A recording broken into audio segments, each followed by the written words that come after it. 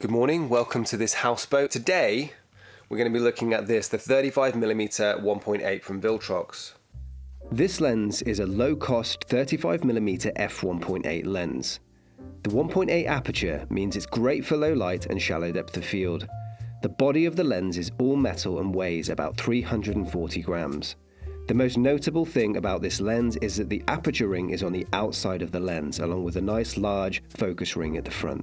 35mm is probably my favorite focal length. It just kind of does something aesthetically that is a mix of all the different focal lengths and give you a nice shallow depth of field while giving you a reasonably wide field of view. So for me, 35mm is my go-to. It's almost my bread and butter, and that's what I'm going to be judging this lens on in this video. Does this do 35mm things? Because spoiler alert, this probably isn't as sharp or as good as the £1,500 Sony GM lens, but this is probably the cheapest good 35mm lens that you can buy. So we're going to go from this houseboat, which I was shooting for another channel, I'll leave a link to that. We're going to go from here to Cheddar Gorge, which is a local tourist spot. I'm going to try this lens out there, and then we're going to go from there to another job where I'm going to test it in more of this kind of environment. So we're going to give it a really good test of whether this can do what I use 35mm for all the time. And this is going to be a pretty boring motorway journey, so I guess I'll just meet you there.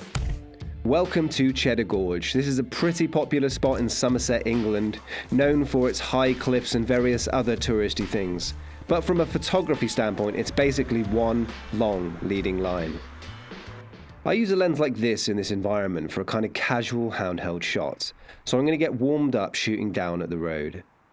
In terms of practical shooting, I found this lens feels like a lot of the other low-cost 35s that I've shot with. Towards the top of this image, I think we're seeing some of the things I would expect from an entry-level lens, but personally, I wouldn't overthink it, as you'll see later in the video. So one thing I'm always doing with the 35 is getting foreground right up close to the lens when I've got depth. This is sort of not quite wide enough lens for this scene, but I'm going to push on with it anyway, because I think there is some stuff that I can do with it, so we'll keep pushing on.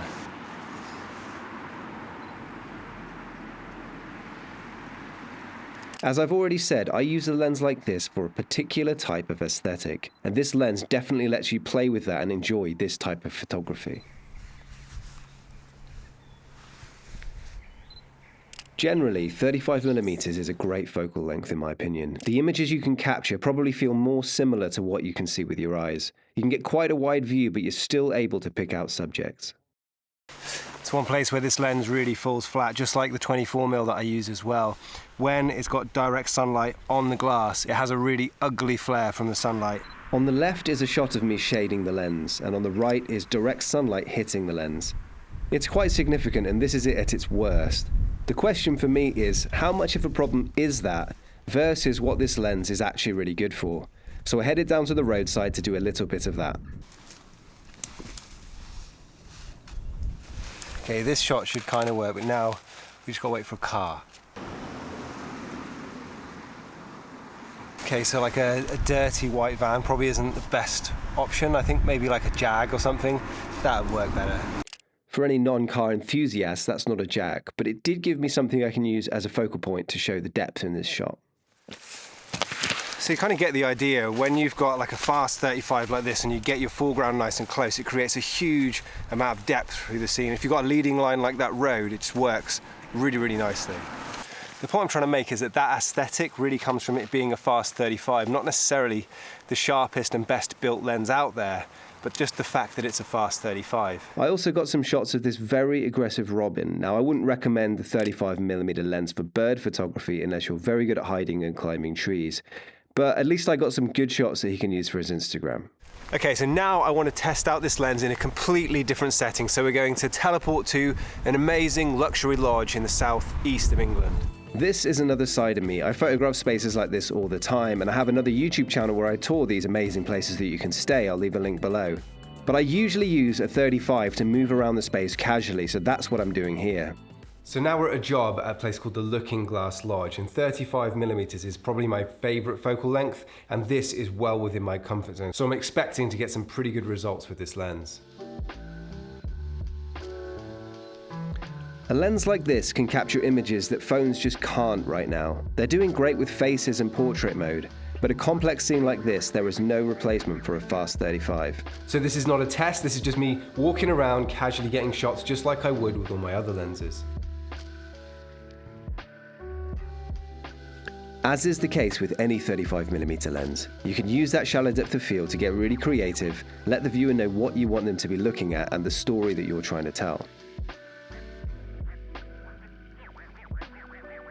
I think this lens is doing a really good job of giving me that look that I would normally be going for in this kind of space and in this kind of environment.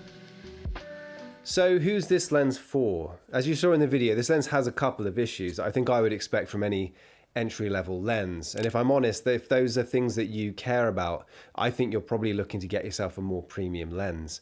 I would say this is a lens for someone that's looking to experiment with that kind of shallow depth of field, that prime lens look, that photography that's so popular right now. And I think this does a great job of it. Now, Viltrox did send me this lens, so full disclosure there. I don't accept money for reviews, but I hope you'll agree that I've been pretty honest about this lens.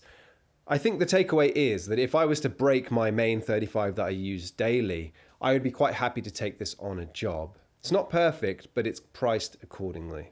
So I'll leave a link below for this if you want to check out the full specs, and I'll also leave some links to some more premium 35s that I've had experience if anyone wants to spend a little bit more.